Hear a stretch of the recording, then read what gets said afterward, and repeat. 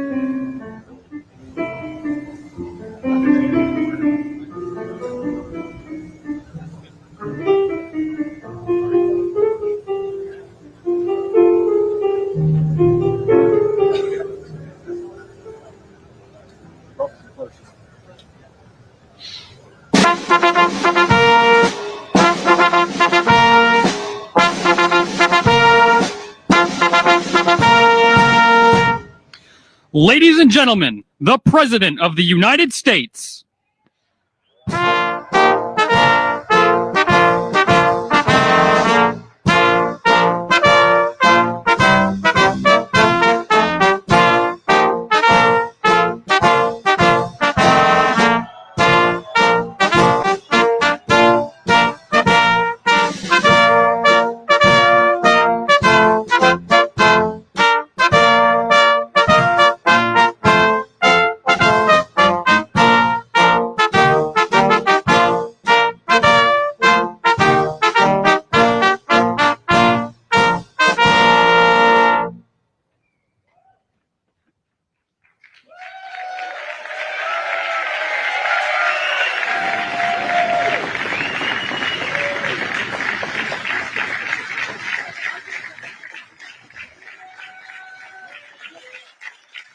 Thank you very much. Thank you. Nice crowd. What a good-looking group of people. Well, we have some very, very good news today, and a lot of good things are happening for our country. Please sit down. My fellow Americans, this is Liberation Day. Waiting for a long time. April 2nd, 2025 will forever be remembered as the day American industry was reborn, the day America's destiny was reclaimed, and the day that we began to make America wealthy again. Going to make it wealthy, good and wealthy. For decades, our country has been looted, pillaged, raped, and plundered by nations near and far, both friend and foe alike. American steel workers, auto workers, farmers, and skilled craftsmen. We have a lot of them here with us today. They really suffered gravely. They watched in anguish as foreign leaders have stolen our jobs, foreign cheaters have ransacked our factories, and foreign scavengers have torn apart our once beautiful American dream. We had an American dream that you don't hear so much about. You did 4 years ago, and you are now, but you don't too often, and for many years and decades even, you didn't hear too much about. Our country and its taxpayers have been ripped off for more than 50 years, but it is not going to happen anymore. It's not going to happen. In a few moments, I will sign a historic executive order instituting reciprocal tariffs on countries throughout the world. Reciprocal, that means they do it to us and we do it to them. Very simple. Can't get any simpler than that. This is one of the most important days, in my opinion, in American history. It's our declaration of economic independence. For years, hardworking American citizens were forced to sit on the sidelines as other nations got rich and powerful, much of it at our expense. But now it's our turn to prosper, and in so doing, use trillions and trillions of dollars to reduce our taxes and pay down our national debt, and it'll all happen very quickly. With today's action, we are finally going to be able to make America great again, greater than ever before.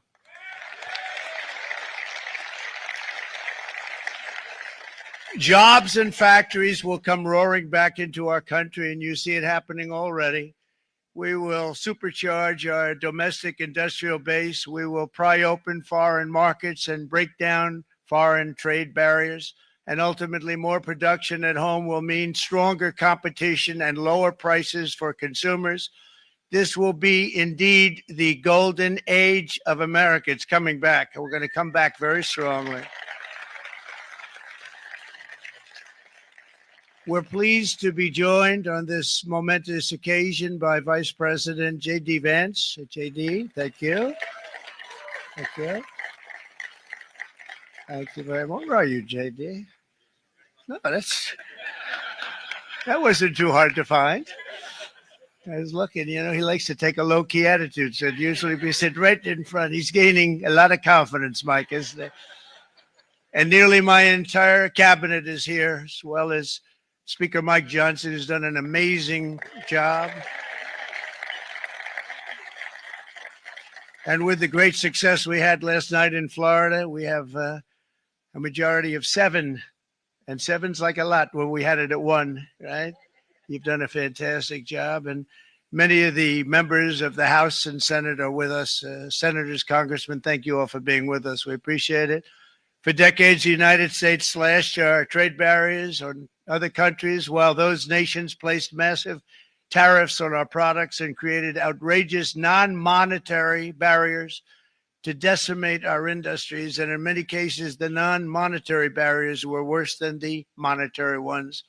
They manipulated their currencies, subsidized their exports, stole our intellectual property, imposed exorbitant VAT taxes to disadvantage our products, adopted unfair rules and technical standards, and created filthy pollution havens. They were absolutely filthy, but they always came to us and they said, we're violating, we should pay for it.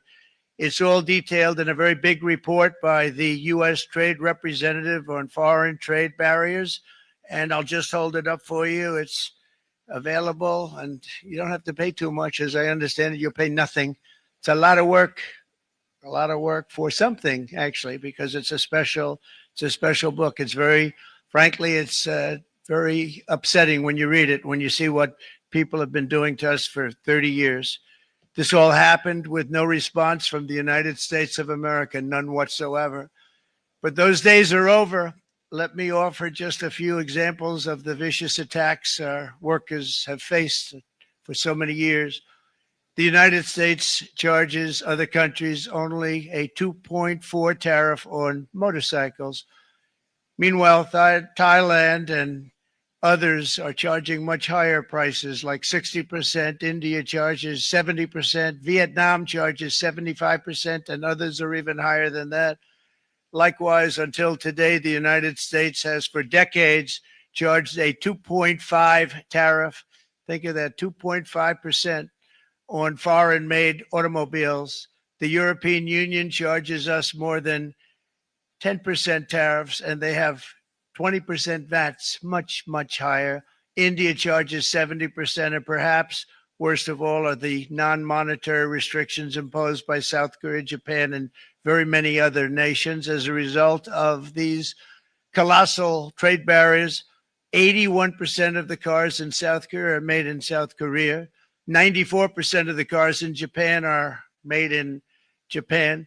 Toyota sells 1 million foreign-made automobiles into the United States, and General Motors sells almost none. Ford sells very little. None of our companies are allowed to go into other countries. And I say that friend and foe. And in many cases, the friend is worse than the foe in terms of trade. But such horrendous imbalances have devastated our industrial base and put our national security at risk. I don't blame these other countries at all for this calamity. I blame former presidents and past leaders who weren't doing their job. They let it happen, and they let it happen to an extent that nobody can even believe. That's why, effective at midnight, we will impose a 25% tariff on all foreign-made automobiles.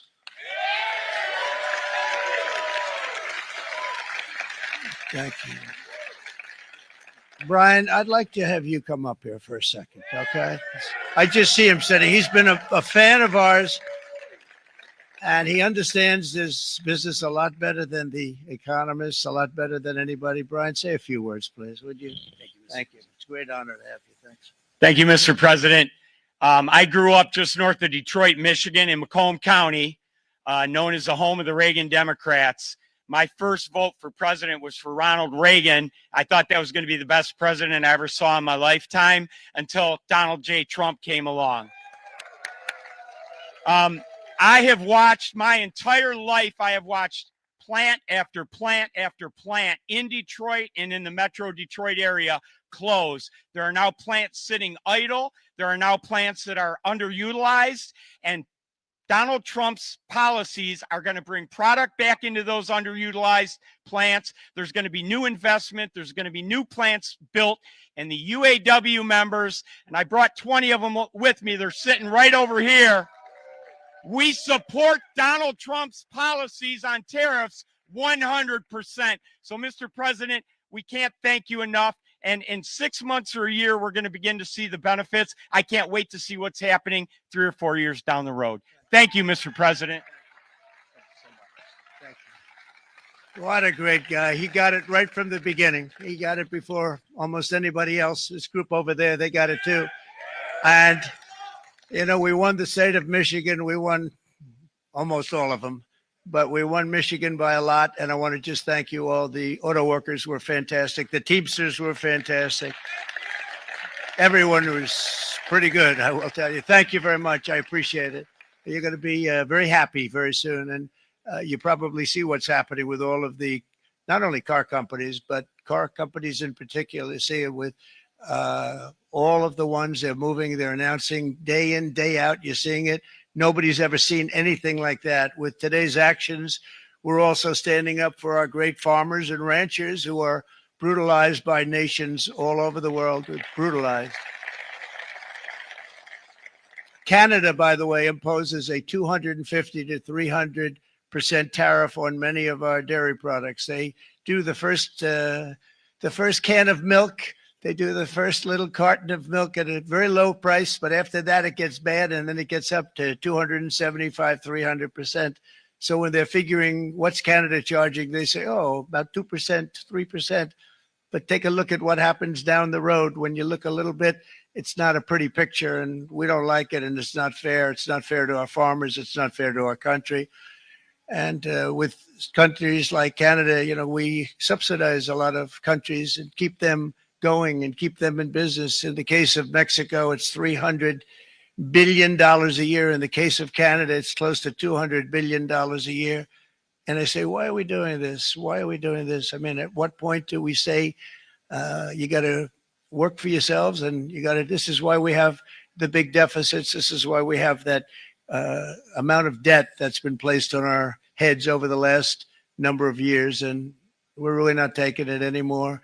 Through non-tariff barriers, the European Union bans imports of most American poultry. You understand? They say, we want to send you our cars, we want to send you everything, but we're not going to take anything that you have. Australia bans, and they're wonderful people and wonderful everything, but they ban American beef, yet we imported $3 billion of Australian beef from them just last year alone. They won't take any of our beef. They don't want it because they don't want it to affect their farmers. And you know what? I don't blame them, but we're doing the same thing right now, starting about midnight tonight, I would say.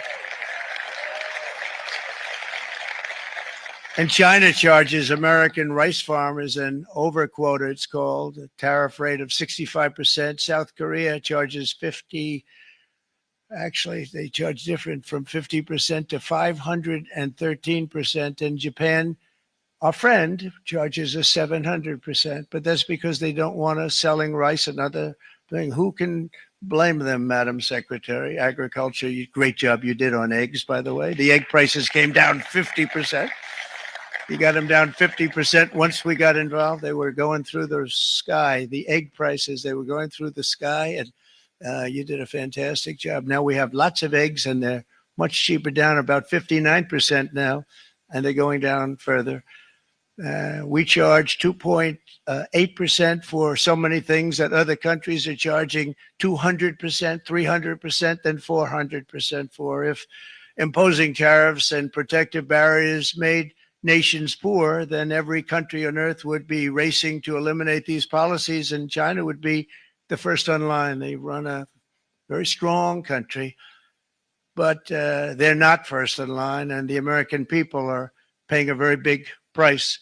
From 1789 to 1913, we were a tariff-backed nation, and the United States was proportionately the wealthiest it has ever been. So wealthy, in fact, that in the 1880s, they established a commission to decide what they were going to do with the vast sums of money they were collecting. We were collecting so much money so fast, we didn't know what to do with it. Isn't that a nice problem to have? What do you think, Marco? Good problem?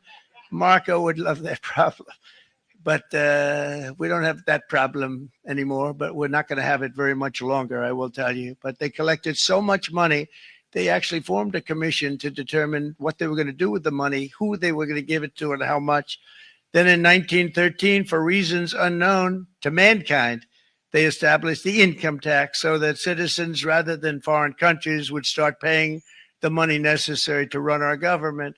Then in 1929, it all came to a very abrupt end with the Great Depression, and it would have never happened if they had stayed with the tariff policy. It would have been a much different story. They tried to bring back tariffs to save our country, but it was gone. It was gone. It was too late. Nothing could have been done. It took years and years to get out of that depression, far longer than even FDR had that office right over there for a long period of time.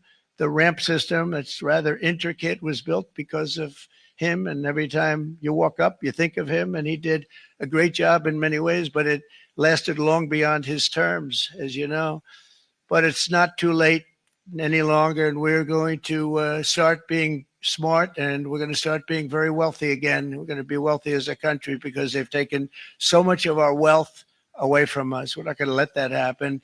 We truly can be very wealthy. We can be so much wealthier than any country. It's not even believable, but we're getting smart. Nearly a century later, in the face of unrelenting economic warfare, the United States can no longer continue with a policy of unilateral economic surrender. We cannot pay the deficits of Canada, Mexico, and so many other countries. We used to do it. We can't do it anymore. We take care of countries all over the world. We pay for their military. We pay for everything they have to pay. And then when you want to cut back a little bit, they get upset that you're not taking care of them any longer. But we have to take care of our people, and we're going to take care of our people first. And I'm sorry to say that.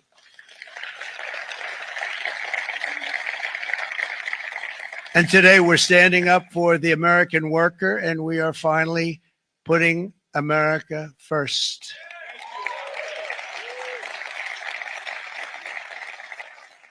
In Sleepy Joe Biden's last year in office, the United States hemorrhaged 100,000 manufacturing jobs, and the number was going through the roof at levels never seen before.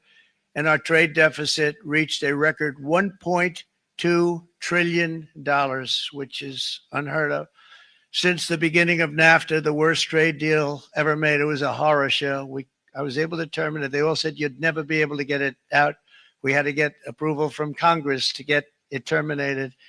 We had to live with that deal. It was the worst deal, worst trade deal ever made by far. But since the very beginning of NAFTA, our country lost 90,000 factories. Think of what that is, 90,000.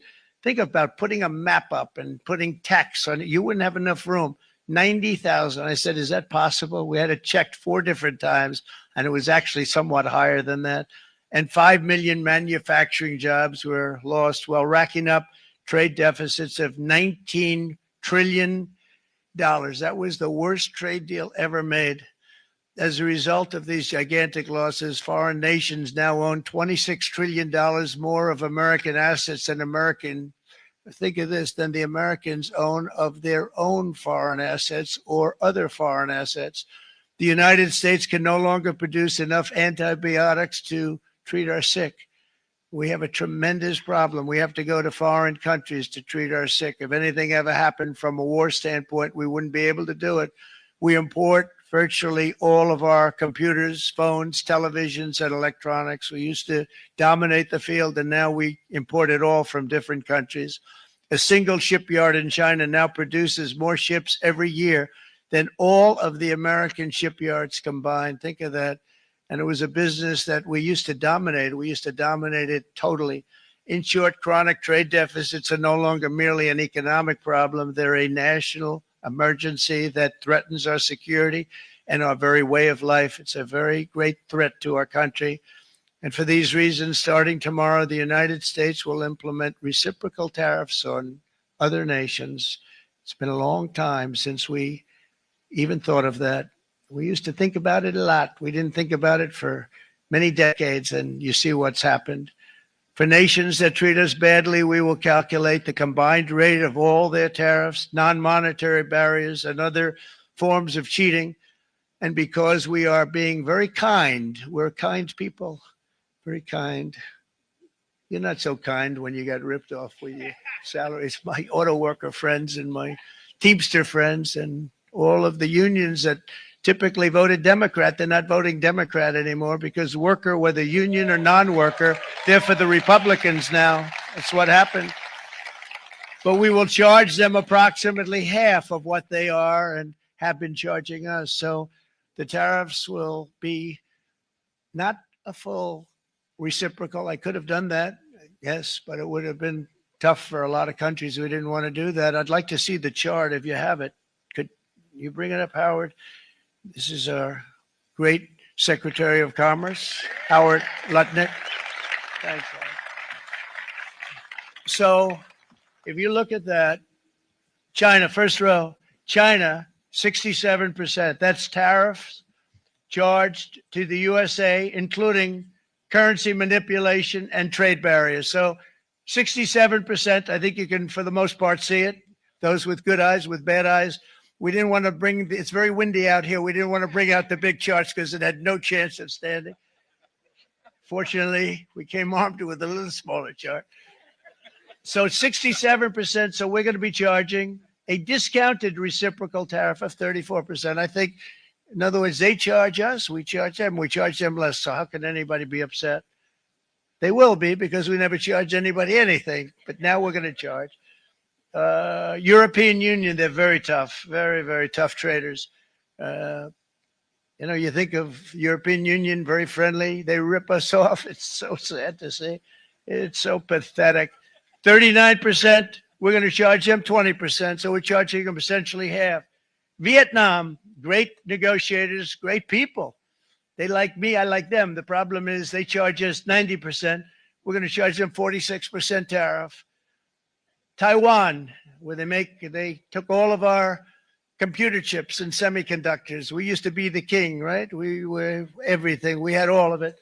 Now we have almost none of it, except the biggest company is coming in. We're going to end up with almost 40%. Lee Zeldin's working to get their approvals. And it's an amazing company. Mr. Wei, of one of the great companies of the world, actually, they're coming in from Taiwan, and they're going to build one of the biggest plants in the world, maybe the biggest for that. But 64%, we're going to charge them 32%. Japan, very, very tough, great people. And again, I don't blame the people for doing it. I think they're very smart in doing it. I blame the people that sat right in that Oval Office, right over there, right behind the Resolute desk or whichever desk they chose. Japan, 46%. They would charge us 46% and much higher for certain items like cars, little items like cars. 46%, we're charging them 24%. India, very, very tough, very, very tough. The prime minister just left. He's a great friend of mine, but I said, you're a friend of mine, but you're not treating us right. They charge us 52%. You have to understand, we charge them almost nothing for years and years and decades. And it was only 7 years ago when I came in, we started with China and charged them. We took in hundreds of billions of dollars from China in tariffs. And they understood, honestly. President Xi understood. He said, look, I understand. And the other countries, and they all understand. We're going to have to go through a little tough love, maybe, but they all understand. They're ripping us off, and they understood it. Prime Minister of Japan, Shinzo Abe. He was a fantastic man. He was unfortunately taken from us, assassination. But I went to him and I said, Shinzo, we have to do something. Trade is not fair. He said, I know that. I know that. And he was a great gentleman. He was a fantastic man, but he understood immediately what I was talking about. I said, Shinzo, we have to do something. He said, I know that. And we worked out a deal, and it would have been a much better deal. But frankly, there were many years left in the deal that was made previous to my getting there. But it was something. If you look at Switzerland, 61% to 31%, Indonesia, Malaysia, Cambodia. Oh, look at Cambodia, 97%. We're going to bring it down to 49. They made a fortune with the United States of America. United Kingdom, 10%, and we'll go 10%. So we'll do the same thing.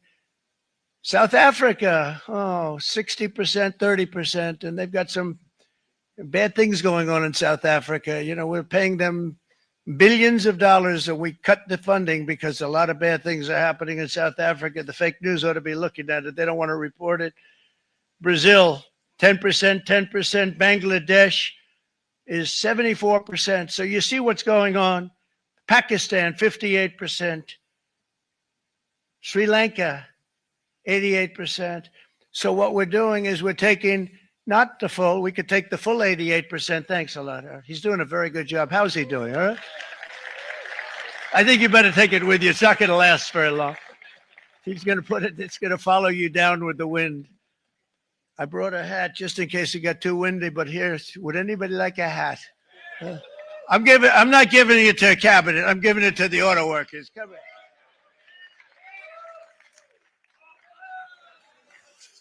Thank you, fellas. Get it. That's it. That's it. They deserve it more than our cabinet. Our cabinet has plenty of hats. But you see the numbers. The numbers are so disproportionate. They're so unfair. At the same time, we will establish a minimum baseline tariff of 10%. You notice that on the chart.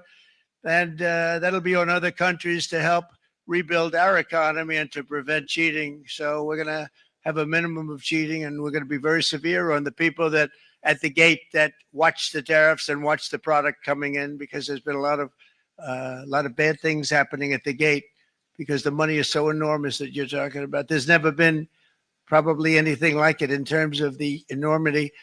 And there are a lot of bad things happen at the people that do the check-in, and they're looking at 10-year jail sentences if they do play. We're going to treat them so good, but if they cheat, the repercussions are going to be extremely strong.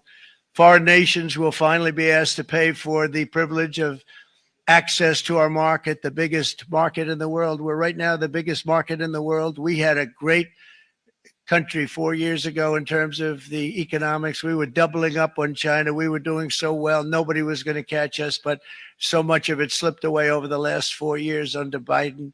I campaigned on this policy throughout last year, and today that promise was made, and it was also a promise, as you know, that was kept. Promises made, promises kept. To any company that objects to our common sense reciprocal tariffs, again, reciprocal, back and forth, back and forth. And I call this kind reciprocal. This is not full reciprocal. This is kind reciprocal. But what we do is we cut it in half. We charge them. My answer is very simple. If they complain, if you want your tariff rate to be zero, then you build your product right here in America, because there is no tariff if you build your plant, your product in America. And we've seen companies coming in like we've never seen before.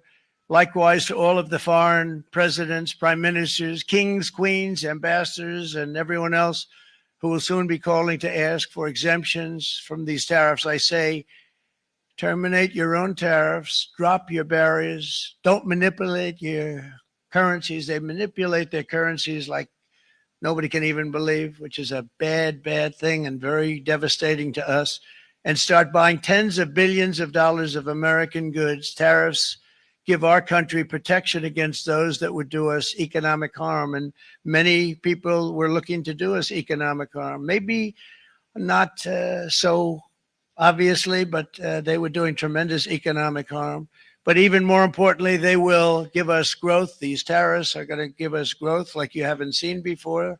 And it'll be something very special to watch. I am so looking forward. And Brian, it's going to happen even faster than you said. You know, you might say, but it's already started. It's already started. Work's already begun on plants all around the country. And you see that as before. These are big, rich companies. We have $61 billion started on a big plant going up. It's going to be announced over the next 2 days, and they already started work. Many of these the biggest companies in the world, they've committed to build. We're going to build, sir. And they came here to see me, and wanted to know if they could have a press conference. I do as many as I can. I'm pretty busy trying to stop Russia and Ukraine and the Middle East. We got to stop that. We got to stop the Houthis, which we're making tremendous. They like shooting ships down and out of the water, sinking ships. They get a kick out of it, but they're not getting such a kick out of it now, are they, Mr. Secretary? They're not getting such a kick out of that now. But here are just a short list of some of the companies that have already announced and committed to investment. And this is a company that built its factories and its plants in China. Apple is going to spend $500 billion. They never spent money like that here. They're going to build their plants here.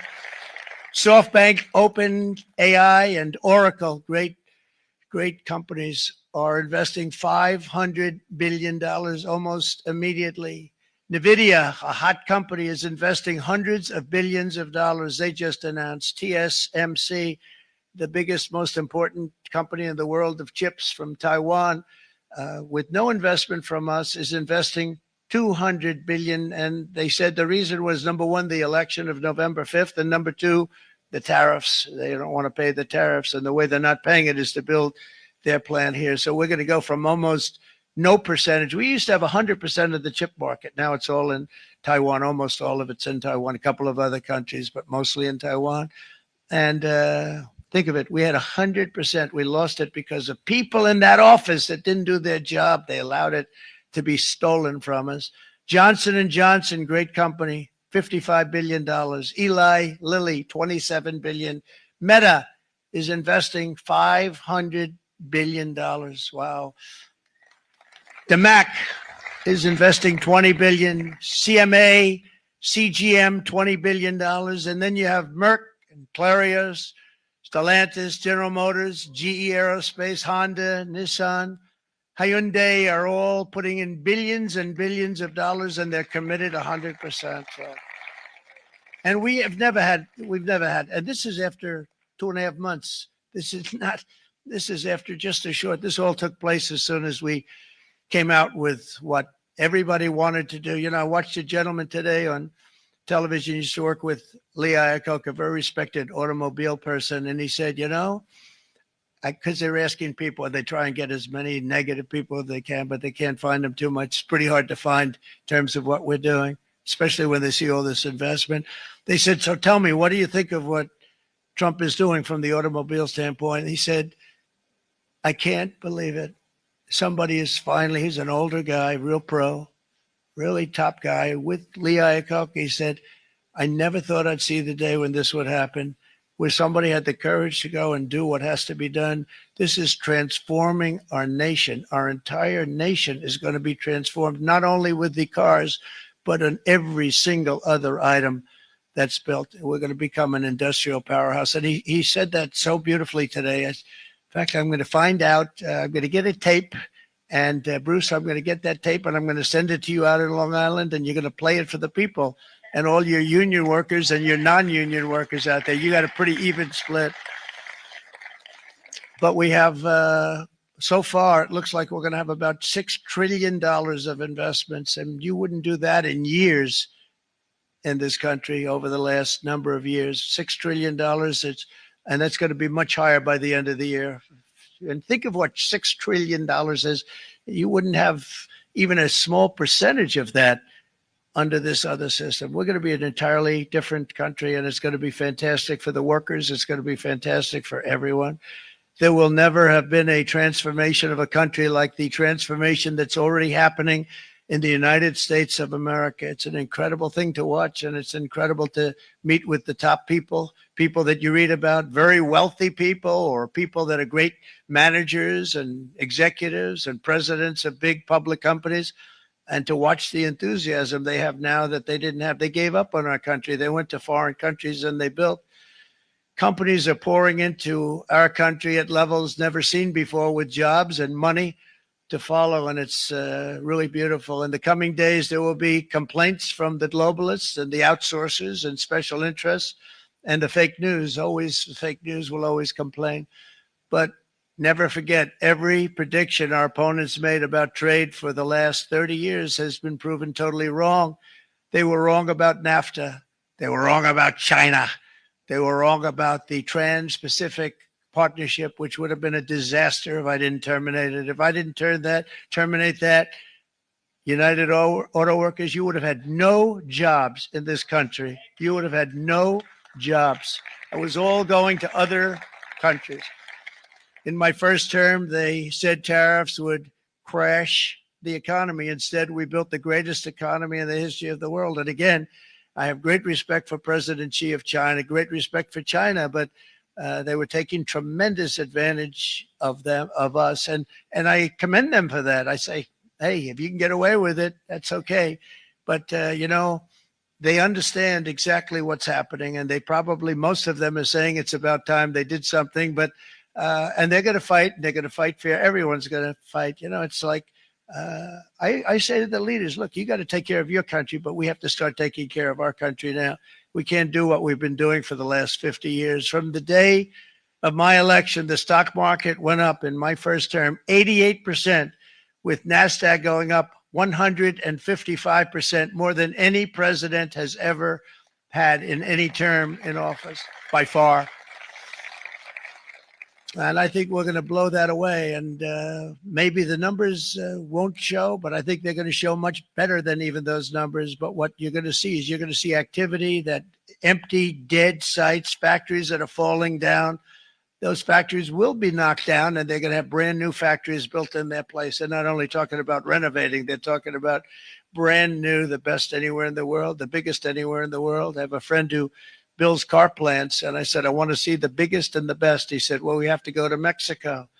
I said, no, I want to see it in the United States. He said, we're not building them in there. This is a year and a half ago during the campaign. He said, we're not building it. You'd have to go to Mexico. When I was starting to decide to run, and I went to number one in the polls very rapidly, I want to say, let's say in the first hour. And then shortly thereafter, it looked like I was going to win, and the fake news was saying, oh, no, don't do this. What they don't know is if I didn't win, they would have really been in trouble, because nobody wants to read them anyway.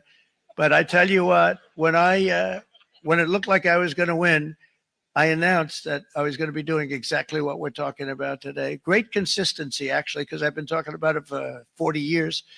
But because I saw what was happening 40 years ago. If you look at my old speeches when I was young, very handsome, my old speeches, and that people would say I'd be on a television show. I'd be talking about how we were being ripped off by these countries. I mean, nothing changes very much. The only thing that changed were the countries, but nothing really changes. But it's why it's such an honor. It's such an honor to be finally able to do this.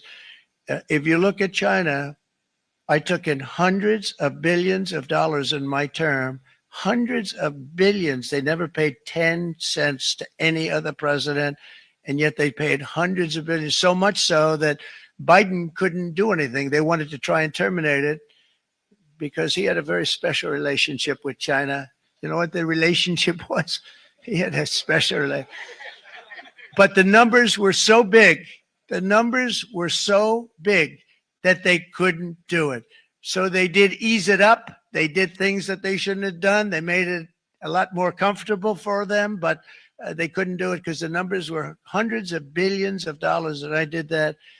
And we were on our way to doing something like incredible.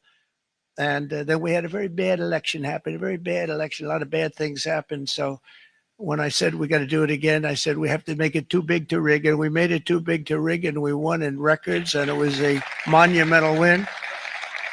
And it was such an honor to see so many of you like Brian and your friends here with us to celebrate, and to more importantly celebrate what we're doing, because that wouldn't be a full celebration if we didn't do this, because this will be an entirely different country in a short period of time.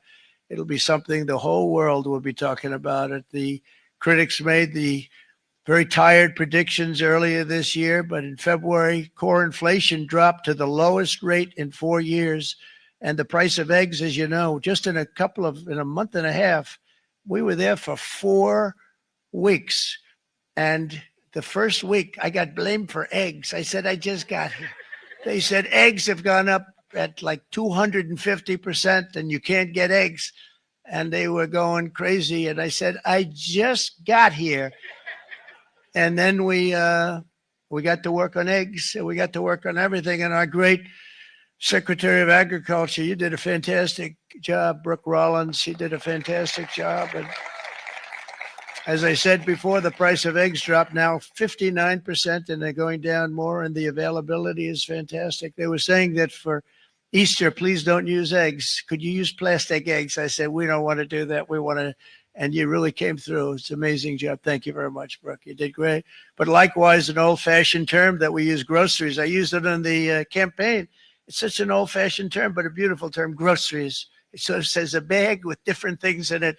Groceries went through the roof, and I campaigned on that. I talked about the word groceries for a lot, and energy costs now are down. Groceries are down. Gasoline is way under $3, and people are beginning to be able to buy things and live again. We brought prices way down. We created 10,000 already in a few weeks, new manufacturing jobs.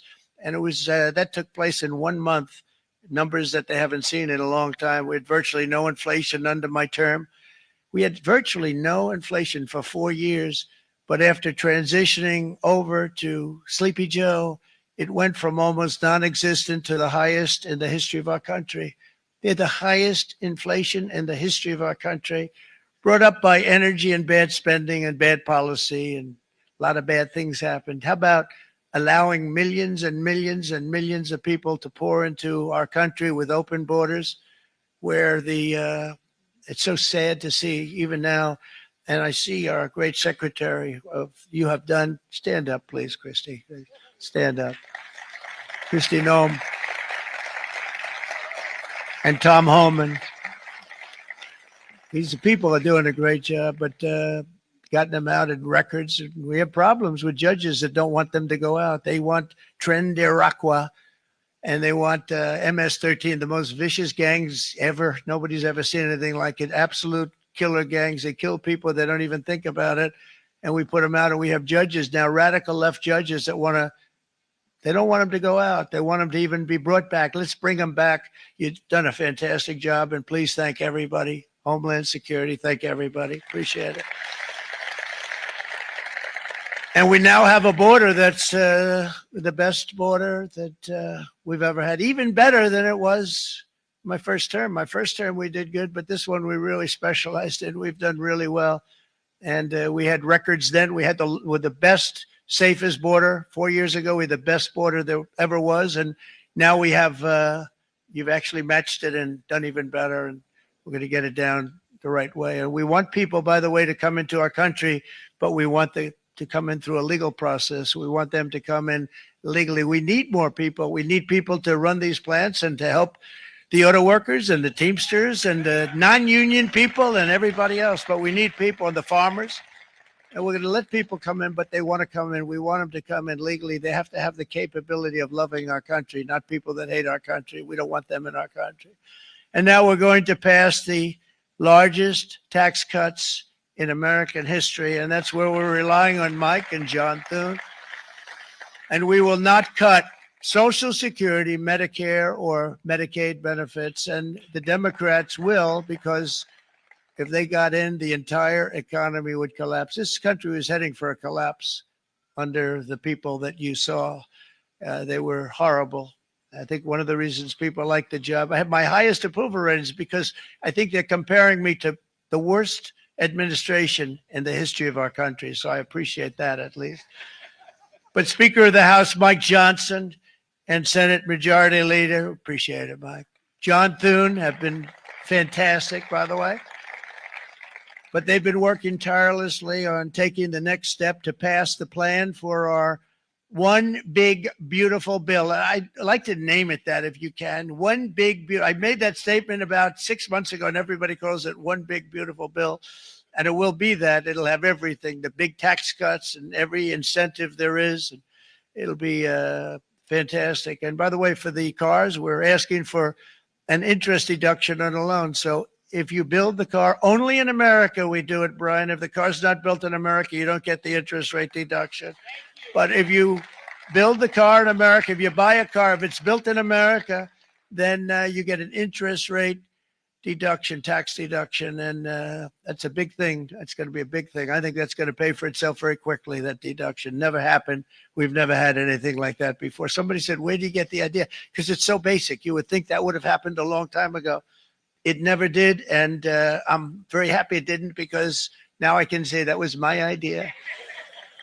But we're going to get us closer to the debt extension. We have to get the debt extension passed. And I know you're going to be able to do that, Mike. And it's very important that you do that. And all of the other things that the Senate budget plan gives us, along with working, because I know they're working together, John and Mike, and the two bills are going very well together. We need to get our shared priorities done, including certain permanent tax cuts. We want the tax cuts to be permanent, spending cuts, energy and historic investments in defense, border, and so much more. We're covering everything. These will be phenomenal. There'll be no bill like this going to straighten. One bill is going to straighten out our country for many, many years to come. And we said, let's just do it and let's get it done. And some guys will love it and some guys will like it a little bit less because they're not getting what they were exactly looking for, but they're getting a lot. They'll never, if we get this done, it'll be the most incredible bill ever passed in the history of our Congress and Senate and congressmen, the senators and the congressmen, many of whom are here today, will be very proud of themselves. I really believe that it's going to set us on a whole new prosperous path. We're going to cut spending and right-size the budget back to where it should be. We're going to do that very strongly. Thank you, Rick. Thank you, John. Thank you. Oh, look at all of our senators over there. Oh, boy, that's a nice group of people. But I won't like them so much if they don't get this bill done. That's a great group. And Congressman, thank you very much. I appreciate it. Tremendous people. The Senate plan is my complete and total support. And the House plan likewise is very similar. They're moving along pretty much at the same clip. And as soon as you're ready, you'll show it to me. And I'm sure it'll have my support, Mike. Every Republican congressman and senator must unify. We have to unify. We can't be separated. We have to get it done. We have to get absolutely everything we can, and we have to take care of the American people. That's the only thing that matters. We have to take care of the American people first. We need to pass this bill immediately, get it done, including debt extension. From this day on, we're not going to let anyone tell us that American workers and families cannot have the future that they deserve. We're going to produce the cars and ships, chips, airplanes, minerals, and medicines that we need right here in America. The pharmaceutical companies are going to become roaring back. They're coming roaring back. They're all coming back to our country, because if they don't, they got a big tax to pay.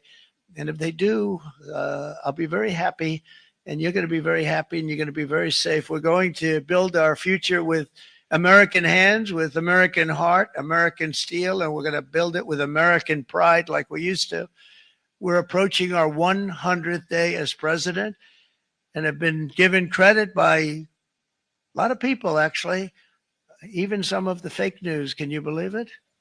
Which in this case, hopefully isn't fake, for having done more in that time than any other administration in the history of our country in the first 100 days. I think we've had an amazing, in terms of what we've done, what we've gotten accomplished. I'd like to see if we can get that war ended and another war from not starting in the Middle East. We have to get Russia. They're losing 2,000 on average, 2,500 people a day, young people, soldiers, Russian. Think of that, 2,500 through some days, but on average, probably over about a 1 week period, it's 2,712, they say. They're losing those soldiers. They're dying. They're being decimated. And they're not from our country, but they're from other countries, but they're human beings. They're from Russia. They're from Ukraine in this period, most of them. And we're going to get it stopped. It's a senseless war that would have never happened if I was president, and it shouldn't be allowed to go on. And I think we're being given good cooperation by Russia and by Ukraine, but we have to get it stopped. It's humanity. It's humanity. It's a terrible thing. This will be a very big moment. I think you're going to remember today. It's going to be a free nation that we're dealing with. We're going to have a very free and beautiful nation. It's going to be Liberation Day in America, and it's going to be a day that hopefully you're going to look back in years to come and you're going to say, you know, he was right. This has turned out to be one of the most important days in the history of our country. God bless you, and God bless America. Thank you, everybody. Thank you very much. Thank you. Thank you very much.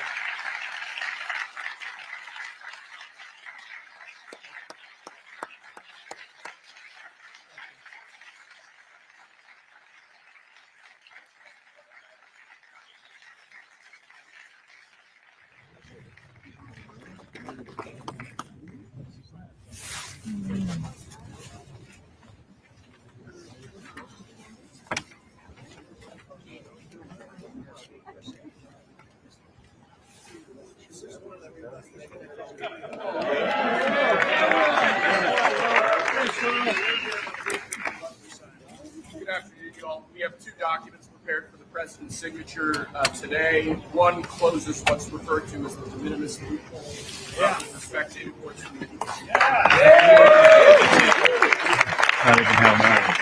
The other is the big one, is the reciprocal tariff executive order that the president just spoke about at length. This is obviously a huge deal, and it's been an honor to be part of the team getting there.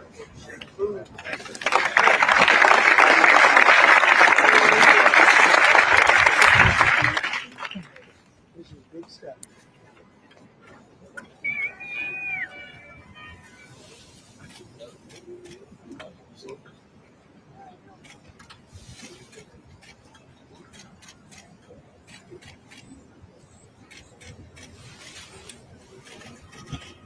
That's a 10. That's a good one.